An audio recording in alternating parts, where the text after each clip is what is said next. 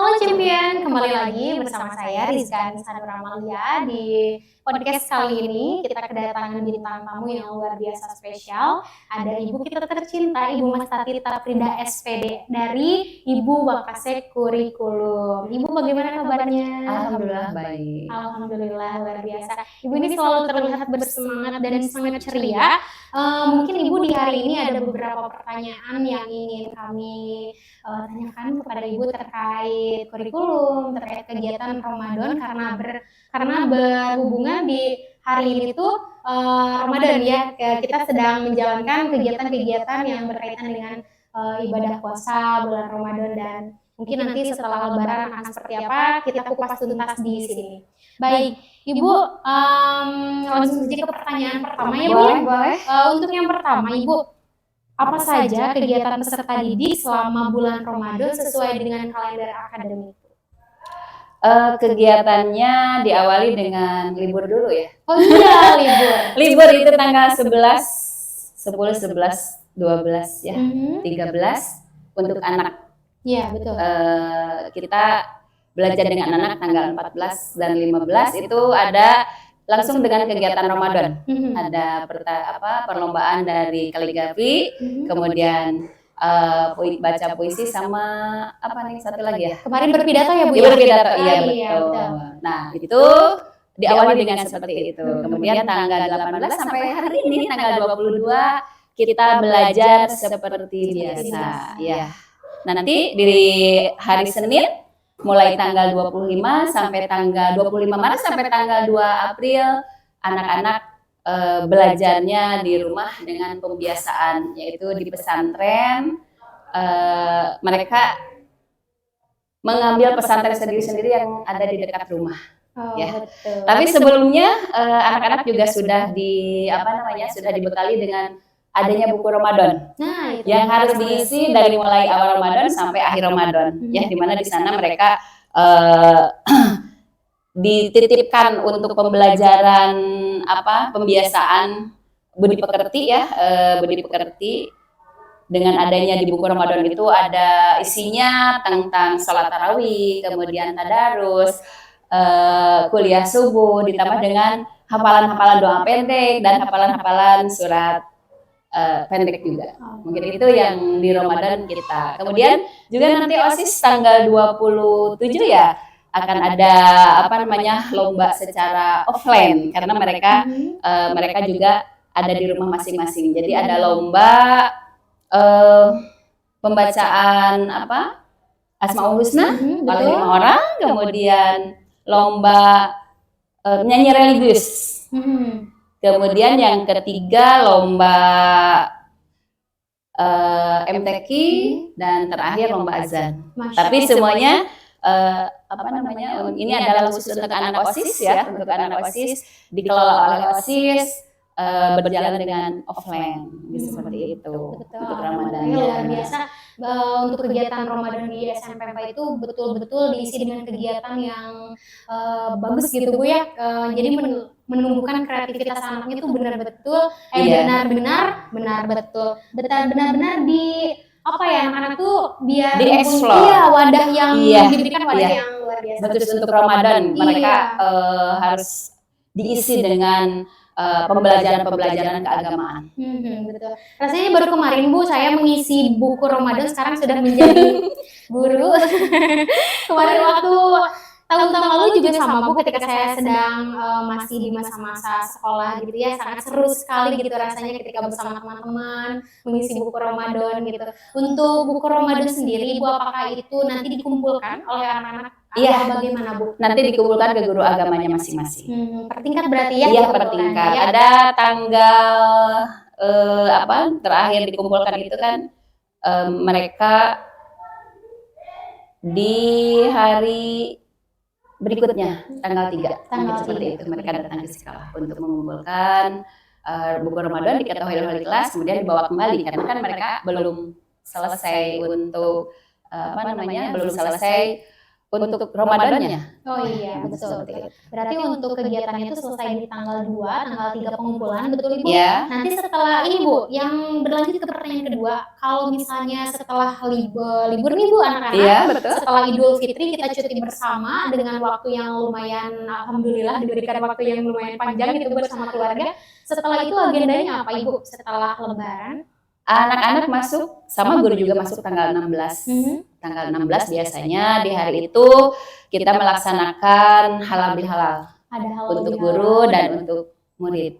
Ya, berarti nggak belajar, hanya pembelajaran sama ya, pembelajaran saja, pembiasaan bahwa di hari itu kita bermaaf-maafan dengan dengan anak-anak, dengan siswa, dengan guru gitu. Kemudian tanggal 17, 2 minggu setelah itu sampai tanggal 3 kita melaksanakan pembelajaran biasa. Oh, jadi sudah masuk KBM efektif Sudah ya Bu? KBM efektif. Nah, itu untuk kelas 9 ada. Kelas 9 tanggal 6 sampai tanggal 14 kebetulan baru juknisnya baru ada kemarin. Itu mereka AN. Wow. Asesmen sekolah, asesmen sekolah. Iya, betul. Tidak terasa Iya, Bu ya sudah tidak terasa. Anak-anak kelas 9 nih kalian udah mau Iya, betul. Ingat ya tanggal 16 sampai tanggal 14 asesmen sekolah. Iya, betul. Persiapkan diri untuk mencapai hasil yang maksimal. Jadi jangan lupa tuh dicatat tanggalnya tadi ya untuk asesmen nasional, asesmen sekolah. Asesmen sekolah. Karena mungkin itu juga berpengaruh ya Bu. Maksudnya diakumulasikan dengan apa Bu untuk kelulusan mungkin ya? Iya, betul. Betul. Syarat untuk kelulusan adalah salah satunya adalah mengikuti asesmen sekolah. Ya, biasanya dilaksanakan berapa hari Bu untuk asesmen sekolah? Sekolah itu sebenarnya tanggal 6, 7, 8. Kita tanggal 9 dan 10 libur bersama, cuti bersama. Oh, ada cuti. Berarti kita balik lagi ke Senin dan Selasa. Jadi hanya 5 hari saja. Dari 11 mata pelajaran kita melaksanakan 5 hari sampai tanggal 14. Ya. Kemudian tanggal 15, 16 dan seterusnya itu ada susulan bagi anak-anak yang sakit mungkin ya, yang tidak bisa mengikuti pada hari H-nya. Itu ada susulannya. Sementara kelas 9 asesmen sekolah Ibu, bagaimana dengan kelas 7 8? Kelas 7 8 belajar di rumah. Belajar di rumah. Iya. Kemudian langsung minggu berikutnya sampai tanggal 30 itu untuk kelas 7 dan 8 kita satu lagi utang ya. Apa coba? Itu P5 ya Bu? P5. Oh iya betul. Ada satu yang tema lagi di setiap tingkat ya Bu. Yang sangat dinantikan oleh anak-anak kelas 7 dan kelas 8 ya. Untuk kelas 7 temanya apa Bu kali ini? Kearifan lokal. Oh iya, terakhir kearifan lokal. Kalau kelas 8 kalau nggak Kalau salah Bhinneka Tunggal Ika. Iya, keberagaman ya. Keberagaman Bhinneka Tunggal Ika untuk kelas 8. Seru banget. Jadi setelah libur habis di charge nih energinya sama keluarga di charge lagi di P5 ya Bu ya? Iya, betul. Karena anak-anak memang seseru itu sih Bu ketika melaksanakan P5 itu anak-anak wah sorak-sorak. Apalagi dengan kearifan lokal tahun kemarin Iya, juga betul. sangat antusias sekali. Permainan tradisional mungkin diangkat di sana ya Bu ya, kearifan lokal itu. Bagaimana nanti di Kebinekaan Indonesia di kelas 8 mungkin akan lebih seru lagi. Kita tunggu tanggal mainnya. Iya. Kemudian kita ada jeda tanggal di bulan Juni ya, di bulan Juni itu kita ada untuk anak-anak siap-siap untuk kelas 7 dan 8 itu SAS. Ya. Oh, anak kelas 7 dan 8. Iya, betul. Sumatif akhir semester tanggal 10. Di bulan Juni tanggal 10 Juni. Baik. Nah, siapkan sampai juga tanggal nih 15. adik-adiknya tadi kakaknya dulu. Lalu adik-adiknya di tanggal 10 Juni untuk melaksanakan SAS. Untuk keputusan juga ya Bu, nanti naik kelas atau tidak gitu ya. Jadi tolong dipersiapkan sematang mungkin. Baik, ada yang mau disampaikan lagi Bu terkait agenda setelah Lebaran atau cukup?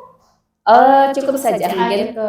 Cuma untuk kelas 9 kan mereka juga persiapan untuk PPDB. Oh iya. Iya, PPDB adalah Mei dan Juni. Memang belum ada juknisnya dari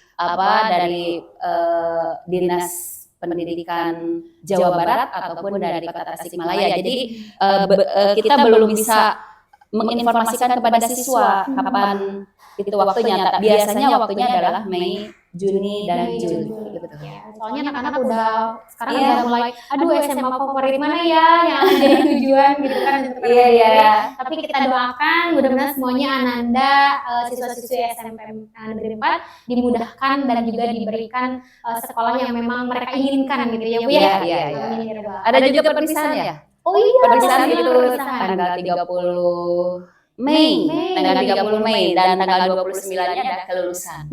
Kelulusan untuk kelas 9, besoknya kita perpisahan dengan kelas 9. Wow, nah ini juga acara yang ditunggu-tunggu, merupakan salah satu acara akbar gitu ya Bu. Iya, Perpisahan memang luar biasa, itu seru banget gitu ya. Meskipun mungkin kelas 78 hanya bisa menyaksikan, nanti kita ada kerjasama aja Bu sama anak jurnalis untuk live streamingnya Pak Panji ya. Kita live streaming aja biar 78 juga bisa menyaksikan atmosfer ketika perpisahan itu seperti apa ya. Iya, alhamdulillah kita setiap kegiatan apapun ada namanya, selalu ada dokumentasinya ya. Walaupun hanya mungkin SAS juga ada dokumentasinya, kemudian apalagi PL5 ya, kita explore PL5 itu bagus sekali untuk anak-anak. Betul. Hebat lah. Seperti itu. Iya betul, menyinggung tentang P5 Ibu, ini berkaitan dengan pertanyaan selanjutnya. Ini kan P5 merupakan bagian dari kurikulum yang baru ya Bu ya, iya, betul. SMP 4 yang memang sudah berjalan 2 tahun ini. Nah Ibu, saya ingin bertanya, menurut Ibu kurikulum Merdeka yang sudah berjalan ini apa Bu ciri yang membedakan dengan kurikulum sebelumnya gitu? Kalau saya Bu dulu masih merasakan KTSP Bu, K13 tidak, karena waktu itu saya lulus di 2014-an, karena kurikulum K13 sudah mulai kesini ya Bu, jadi saya KTSP dulu Bu. Nah menurut Ibu apa sih Bu ciri keunggulan dan kekurangan mungkin dari kurikulum Merdeka ini? Kalau dilihat dari kurikulum apa sih perbedaannya mungkin ya dengan 2000 dengan KTSP, dengan 2013 ataupun dengan kurikulum itu sendiri seperti apa. Kalau itu dilihat dari Permendikbudnya, yang merubah semuanya adalah Permendikbud, betul ya. Permendikbud di mana kita dari SKL-nya, dari standar kelulusannya kita sudah berbeda. Di sini kalau standar kelulusan di sini itu kalau Ibu lihat, Ibu baca itu ke budi pekerti gitu, ke karakter.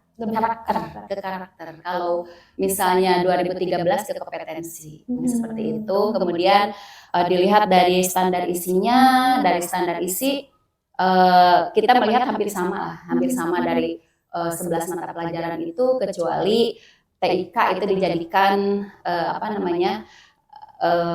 pelajaran inti gitu, pelajaran inti ya. Kalau misalnya SBK dengan prakarya itu pelajaran pilihan, itu bedanya mungkin dari standar isinya. Sedangkan standar prosesnya, kalau dulu kita mengenal adanya silabus, mungkin RPP, kalau sekarang kita mengenal dengan modul ajar yang diambil dari CP ya, capaian pembelajaran yang diturunkan ke tujuan pembelajaran, kemudian ke ATP, kemudian ke modul ajar. Mungkin dilihat dari itunya kita sudah berbeda. Kemudian dari struktur kurikulumnya juga berbeda. Nah, di sini struktur kurikulum bahwa struktur kurikulum 2013 dan 2023 atau Kurmer ya, Kurmer itu berbeda ya, bahwa misalnya Bu Rizka 5 jam pelajaran diambil 1, yang 6 jam pelajaran satu diambil untuk proyek penguatan profil Pancasila gitu. Jadi karena pembelajarannya itu kan ada struktur kurikulumnya, mengenai pembelajarannya ada 3. Yang pertama ada intrakurikuler, yang 11 mata pelajaran itu, yang kedua kokurikuler, yang ketiga ekstrakurikuler. Nah itu. Jadi antara intra dan kokurikuler itu sebenarnya anak sama ya, itu jam 2 pulangnya. Tetapi untuk 2020 kurikulum Merdeka itu diambil 1 mata pelajaran untuk proyek profil proyek penguatan profil pelajar Pancasila. P5 yang tadi kita bahas sebelumnya itu ya, itu perbedaannya mungkin ya. Kalau dulu tidak ada yang namanya P5 ya. Jadi karakter itu berbeda ya. Sebenarnya Kalau sekarang ke profil pelajar Pancasila, kemudian ada penguatannya. Ada P3 dulu, baru ada P5 ya. Kalau di pembelajaran kan kita P3. Kalau ini adalah khusus untuk P5, yang dimana pembelajarannya sangat beda sekali dengan intrakurikuler khusus gitu ya. Iya, Untuk betul. satu kearifan lokal kita tidak belajar. Kebetulan kita sistem blok selama 2 minggu tersebut kita belajar tentang P5 tersebut, misalnya kearifan lokal gitu ya. Jadi anak-anak nggak belajar matematika dulu, nggak belajar bahasa Iya, Indonesia dulu gitu ya Bu ya. betul. Jadi anak-anak benar-benar happy mereka mempelajari materi baru gitu Iya. dari tema yang dipilih oleh sekolah ya Bu ya. Nah mungkin tadi netizen udah mencermati bahwa memang di kurikulum di kurikulum Merdeka ini ada perbedaan istilah dan juga IT ya Bu yang lebih ditekankan. Betul. menurut Ibu seperti itu. Ya, informatika itu dijadikan. Kalau keunggulan dari kurikulum sebelumnya Bu, menurut Ibu apa Bu? Keunggulan kurmer gitu di Saya bingung ini menyangkut pemerintah ya Iya, keunggulannya. kalau membanding-bandingkan mungkin semua tidak ada yang sempurna ya Bu ya. Iya. Kalau misalnya keunggulan di sini kita emang ya kalau yang namanya yang disebut dengan merdeka, anak-anak sekarang bisa mengeksplor pengetahuan itu dari berbagai macam, misalnya dari Google, dari YouTube. Ada satu yang memang tidak bisa tergantikan oleh guru, yaitu karakter, sentuhan guru gitu ya. Sentuhannya itu yang kurikulum kurmer itu cenderung ke karakteristik, karakter budi pekerti dilihat dari SKA-nya seperti itu. Betul. Jadi kalau misalnya kita bertanya tentang keunggulan dan kelemahan, mungkin itu ada perspektif sendiri dari ketika melaksanakan saja mungkin ya Bu ya, tidak ada secara mutlak apa keunggulan dan kelemahannya. Tergantung kita. Betul. Jadi kan kalau misalnya kurmer ini adalah untuk mengikuti kalau kata Ki Hajar Dewantara mah peradaban zaman. Betul. Karena dulu juga ketika saya pakai KTSP Bu, ketika belajar ya seru-seru aja gitu, karena mungkin pada zamannya tidak terlalu IT, mungkin belum ada fasilitasnya. Mungkin kalau sekarang kan udah luar biasa, anak-anak sekarang gadgetnya udah lebih canggih dari gurunya mungkin ya Bu. Betul. Gitu. Jadi untuk pembelajaran sendiri, kalau menurut saya anak-anak bisa merdeka, mereka bisa ada semua sebenarnya. Betul. Misalnya kalau pelajaran Ibu adalah pelajaran IPA, coba klasifikasi anak untuk YouTube-nya sudah ada untuk materinya sudah ada, PowerPoint-nya sudah ada, bukunya sudah ada, buku elektronik mereka sudah bisa sudah bisa belajar seperti itu. Yang tidak ada itu adalah guru tidak bisa tergantikan dengan yang lain. Bagaimana karakter itu dieksplor dari anak-anak tersebut. Betul. Jadi rasa itu tidak bisa didapatkan dari Google. Nah, itu nggak bisa didapatkan dari Google, dari YouTube, dari aplikasi-aplikasi yang memang udah terupdate gitu, udah terkini banget gitu. Tapi rasa itu memang chemistry kita dapatkan langsung dari sentuhan, dari kata-kata Ibu. Luar biasa. Baik, Ibu kayaknya seru banget pembahasannya untuk kurmer ini, karena saya juga merupakan bagian pengajar di SMP 4. Memang seseru itu Bu, tidak hanya anak-anak yang merasakan keseruan, tapi saya juga sebagai pengajar semangat sekali gitu ya ketika mengajarkan anak-anak dengan sistem kurmer ini gitu. Nah Ibu, untuk pertanyaan selanjutnya ini mungkin agak berbeda dari pembahasan kita sebelumnya. Kami ingin tahu bagaimana cerita Ibu dulu ketika menginjakan kaki di SMP 4 tuh, cerita singkatnya seperti apa, dan perlu netizen ketahui bahwa Ibu Masati ini sudah beberapa periode menjadi Ibu Wakasek kurikulum. Nah, jadi kita simak sedikit ceritanya tentang perjalanan beliau. Silakan Ibu. Oke, Ibu ke sini tahun 2000 ya. 2000.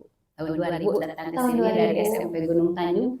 Gunung Tanjung di mana? Yang punya Budiman, yang punya Budiman, Gunung Tanjung Mangunjaya. Oh, dari Mangunjaya. 7 tahun di sana, Ibu pindah ke sini, kebetulan ada guru yang kosong ya. Tahun 2000 Ibu ke sini. Alhamdulillah, berarti sampai sekarang berapa tahun ya ini?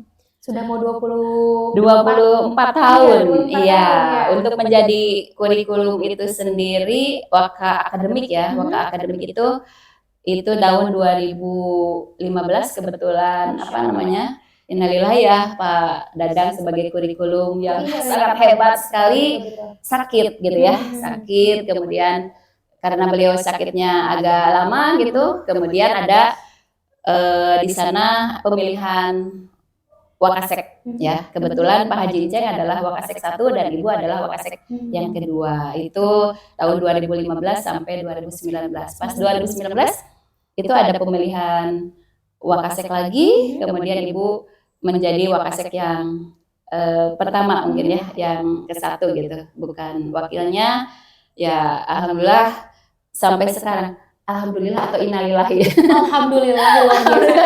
Karena banyak sekali tugasnya. Iya, Ya tahun keren. 2024 ya, waktu kemarin Januari juga mungkin ada innalillahinya, kemudian ada apa namanya, ada juga karena ada amanat dari teman-teman untuk 3 tahun ke depan juga Ibu masih dipercaya untuk menjadi kurikulum, mungkin seperti itu, Pak Akademi. Iya, karena memang luar biasa Ibu ini salah satu sosok inspiratif Bu yang memang saya sendiri secara pribadi saya kagumi dengan semangat yang luar biasa gitu. Ibu selalu terlihat ceria setiap harinya, luar biasa karena dari awal masuk saya diangkat 2019 ketika kenal dengan Ibu, saya didampingi prajabatan di Bandung juga bersama Pak Robi yang sekarang mendampingi Ibu sebagai Wakasek Akademi keduanya. Jadi Pak Robi Rodia yang hari ini sedang sakit, mudah-mudahan lekas sembuh, mudah-mudahan nonton juga. Itu terima kasih sekali saya ucapkan Ibu pada saat itu saya didampingi sampai selesai. Sampai dulu saya bisa menjadi seorang pegawai negeri di SNPMK gitu. Alhamdulillah, terima kasih sama-sama ya. Dan juga Bapak Kepala Sekolah saat itu adalah Pak Budi. Pak Budi ya, Pak Budi hatur nuhun, luar biasa. Untuk yang terakhir Ibu, ini saya ingin bertanya tentang kesan-kesan dan tantangan terbesar Ibu ketika menjadi Wakasek Akademik di beberapa periode ini di SNPM 4 itu apa sih Bu? Kesan-kesan dan tantangan terbesarnya? Kalau Wakasek Akademik itu kan apa ya, kalau dikatakan jantungnya sekolah. Mungkin alhamdulillah saya belajar dari yang dulu, dari Pak Irfan, Pak Ipin, Pak Dadang, bagaimana mereka menjadi panutan saya gitu ya. Panutan saya bagaimana mereka mengelola sekolah seperti itu ya, terutama Pak Dadang mungkin di sini. Saya senang dengan kerjanya, seperti apa kerjanya, kan kita harus melihat yang dulu-dulu ya, yang dulu-dulu. Kemudian pas diangkat juga Ibu Wakasek yang kedua, jadi bisa belajar dari yang pertama, mungkin seperti itu. Pas kemarin tahun 2019 diangkat menjadi yang pertama, itulah yang memang harus harus sesuai dengan perkembangan zaman. Kalau yang namanya Waka Akademik ya, betul ya. Kita adalah sebagai jantungnya sekolah. Bagaimana sekolah berjalan, mungkin itu ada di Waka Akademik ya. Waka Akademik bukan hanya kita hanya menjadwalkan untuk anak-anak saja, ternyata banyak sekali yang harus dilaksanakan, dilakukan oleh Waka Akademik ya itu. Jadi misalnya di sini Ibu akan membahas tentang pergantian kurikulum, betul ya? Kurikulum dari 2013 sampai sekarang kita kurikulum kurikulum merdeka. Bagaimana sih bergetarnya hati gitu, ini gimana ya? Kalau misalnya kita pas pertama kali 2013 itu ada pelatihan, betul ya? Ada pelatihan guru dari setiap mata pelajaran, misalnya yang aktif di MGMP itu ke Bandung atau ke Jakarta untuk mendapatkan pelatihan secara offline. Hasilnya itu kan dibawa, betul ya? Oh ini silabusnya loh, ini RPP-nya loh, enggak. Terus di sekolah juga di sini kita menjadi mungkin instruktur nasional yang di sekolah bisa dikembangkan, di di MGMP juga, di kota juga kita bisa dikembangkan. Kalau yang aktif kebetulan ada juga aktif di MGMP IPA Kota Tasikmalaya ya, jadi instruktur nasional. Kita juga bisa gitu ya untuk memberikan bahwa ini yang disebut dengan kurikulum 13. Ya. Jadi pendadaran. Iya betul. Kalau sekarang kan kalau sekarang tantangannya besar sekali ya, besar sekali betul ya. Pas tahun 2022 ya, kita kan sudah 2 tahun. Orang lain belum, kita sudah mulai sebelum hari H-nya, sebelum dilaunchingkannya kita memilih untuk mengikuti IKM ya, implementasi kurikulum Merdeka 2 tahun yang lalu, itu kan baru ada 5 sekolah ya. Nah itu kan kita belajar dulu di PMM. Nah itu PMM. Ya itu tantangannya ya. Bagaimana kita sebelum IKM itu kita harus belajar dulu seperti apa IKM, seperti apa kurikulum Merdeka itu seperti apa. Karena kita tidak ada pelatihan offline, maka kita mengadakan PMM yang dibagi ke dalam kelompok-kelompok. Kebetulan ada 8 kelompok ya.